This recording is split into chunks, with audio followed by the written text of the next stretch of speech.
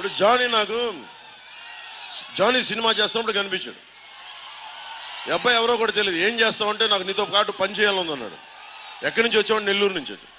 తను నాకు ముస్లిం అని కూడా తెలియదు. నేను ప్రామిస్ చెప్పండి, నాకు అలాంటి భావాలు లేవన్నాను. అంటే ఎవరిలో ఏ స్కిల్ ఉందో మనకి ఎలా తెలుస్తుంటే అడిగేవాడు ఒకడు కావాలి.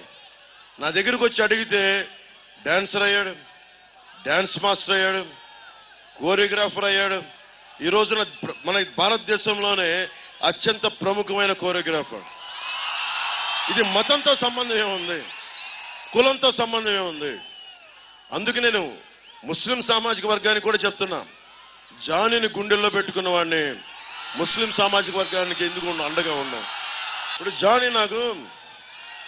జానీ సినిమా చేస్తున్నప్పుడు కనిపించాడు.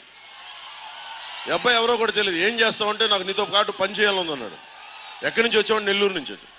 తను నాకు ముస్లిం అని కూడా తెలియదు. నేను ప్రామిస్ చెప్పండి, నాకు అలాంటి భావాలు లేవన్నాను. అంటే ఎవరిలో ఏ స్కిల్ ఉందో మనకి ఎలా తెలుస్తుంటే అడిగేవాడు ఒకడు కావాలి. నా దగ్గరికి వచ్చి అడిగితే డాన్సర్ అయ్యాడు, డాన్స్ మాస్టర్ అయ్యాడు, కోరియోగ్రాఫర్ అయ్యాడు.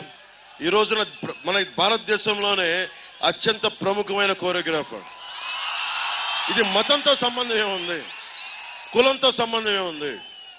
అందుకు నేను ముస్లిం సామాజిక వర్గానికి కూడా చెప్తున్నా, జానీని గుండెల్లో పెట్టుకున్న వాడిని ముస్లిం సామాజిక వర్గానికి ఎందుకు అండగా ఉన్నాం.